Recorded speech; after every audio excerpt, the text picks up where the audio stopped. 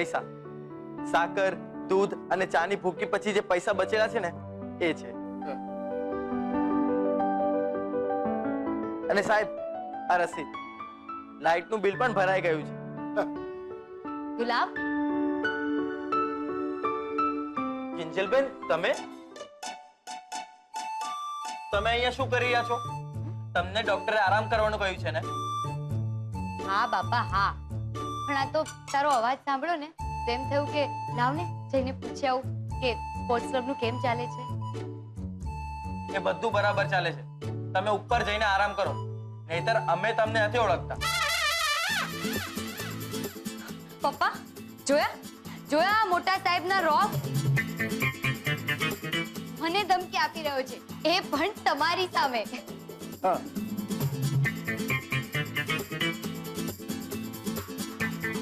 એ ગલબા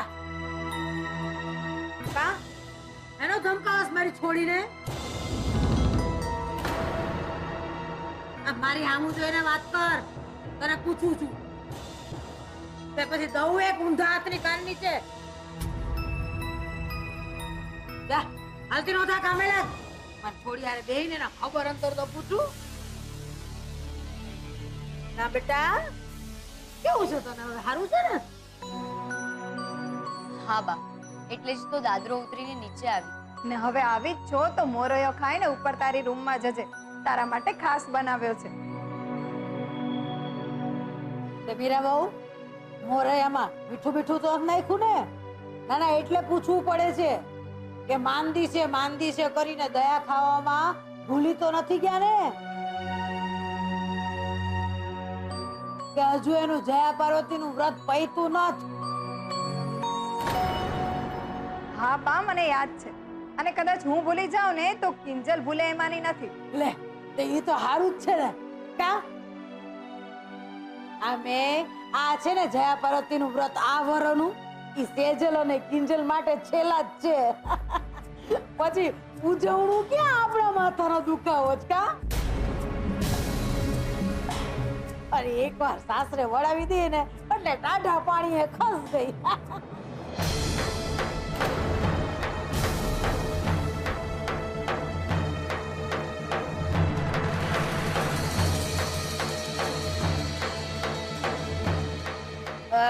એ ગલબા, આમ તું માથે ઉભો છું હે?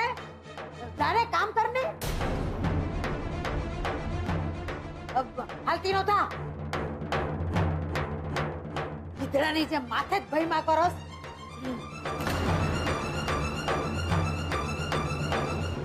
અરે જાને પૈસા, આ જો દરવાજો આમ છે, હાલતી નહોતા.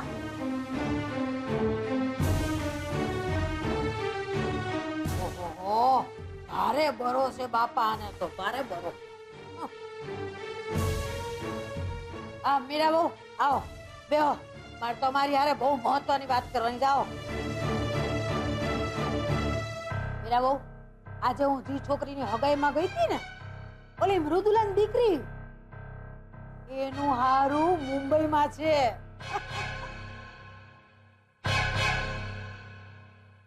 અરે પાર્ટી બહુ સદ્ધર છો, પૈસા ટકે એકદમ સુખી. નહીં સાંભળ્યું છે એના દેર હાટું છોકરી હોતે છે. અરે સાંભળતાની હાથે મને વિચાર આવ્યો. ફૈડા કોરમાં ફૈડા આપણી કિંજલડીને. આટલા વર્ષોના જયા પાર્વતીના વ્રત કિંજલડીને લેખે લાગ્યા હો પૈસા. બા, મારે આટલી જલ્દી લગ્ન નથી કરવા. ને હું નથી ઈચ્છતી કે આ વખતે મને કોઈ પણ જાતનું દબાણ કરવામાં આવે.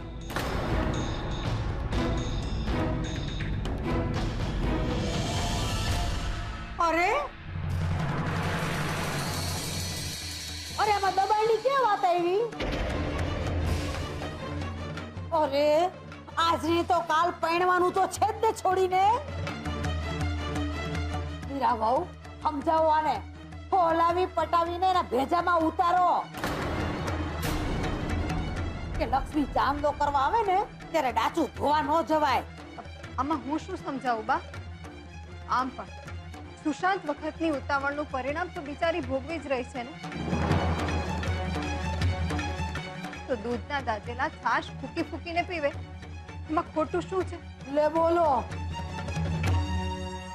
તમે તો હાવ ફોતરા જેવી વાત પકડીને હાવ પાણીના તળિયે બેહી ગયા મીરા બહુ. અરે ચોખામાં એક કાંકરો આવે તો એમ થોડું કહેવાય છે કે ચોખાનો આખો ફાલ કાંકરિયાળો છે?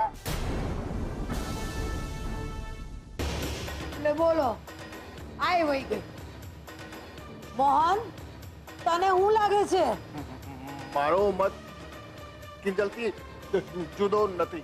અરે પણ આવા હારા માંગા વારે વારે ભાગ્યમાં નથી હોતા. બા, ત્યારે સાંભળ્યું કે માણસનું ભાગ્ય ચોરાઈ ગયું? નહીં ને? આ વાત મૂકી દો.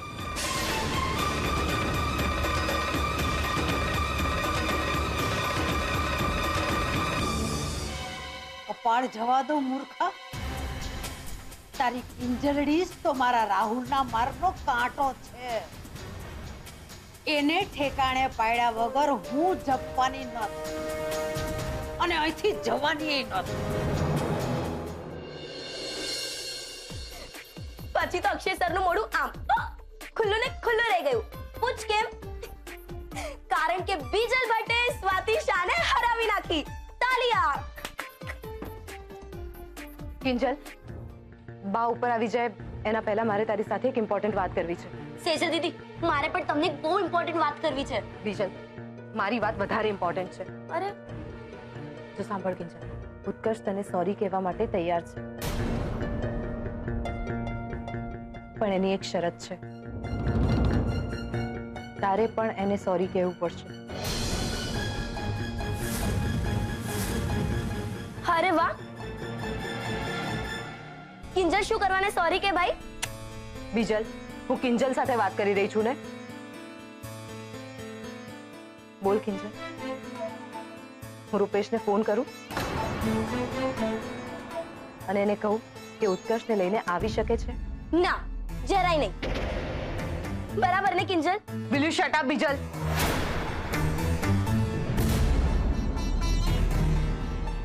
કિંજલ, હા કે ના કંઈક તો બોલ.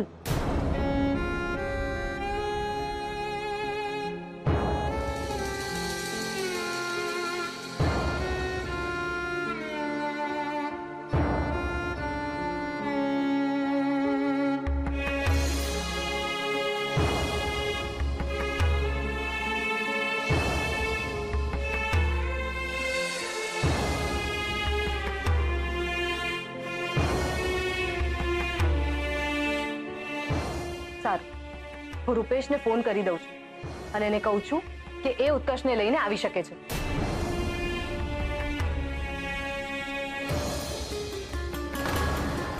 હા રૂપેશ, આવી જાઓ તમે બંને. કિંજલ પણ સોરી કહેવા માટે તૈયાર થઈ ગઈ છે.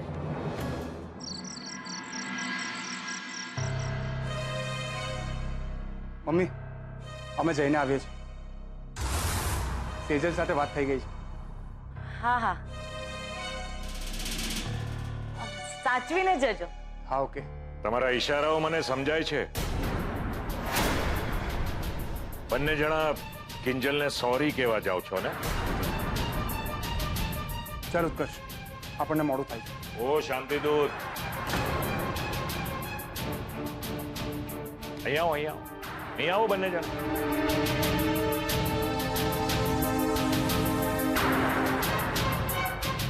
હું જે પણ કંઈ કહું છું ને એ સમજીને કહું છું. ને ઉત્કર્ષ, મેં તને સમજાવ્યો હતો ને, છતાં પ્રેમનું ભૂત તારા માથા પરથી ઉતર્યું નથી. અરે ભીખ માંગવા જવાની જરૂર શું છે? Be a man. Behave like a man. પપ્પા પ્લીઝ, જ્યારે બંને વચ્ચે શાંતિથી સંધિ થઈ રહી છે તો તમારો આ ઉત્કર્ષની ચડામણીનો કાર્યક્રમ હમણાં માટે મોકૂફ રાખશો? એમ?